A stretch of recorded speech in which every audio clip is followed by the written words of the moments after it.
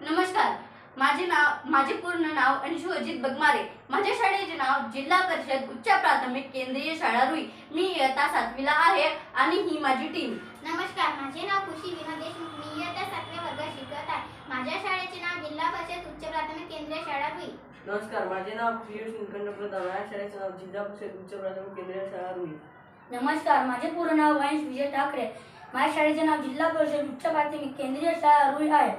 विकसित Bharat बिल्डथॉन 2025 vocal for local या थीमवर एक आयडिया सादर करीत आहोत.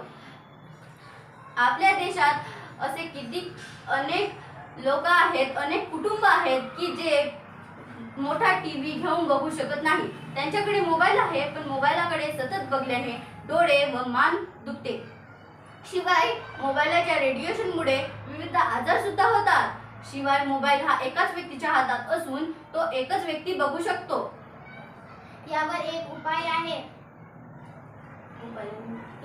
उपाय म्हणून टाकाऊ वस्तूपासून प्रोजेक्टर किंवा होम थिएटर यांची तयार करण्याची आयडिया आहे.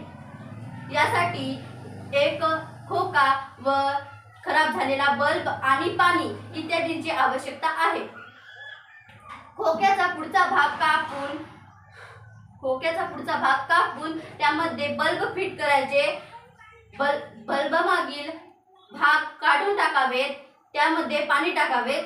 हे सर्व साहित्य एका टेबलावर ठेवावेत. टेबल भिंतीपासून काही अंतरावर ठेवावेत. मोबाईल चालू करून तो या खोक्यात बल्बच्या जवळ ठेवावेत.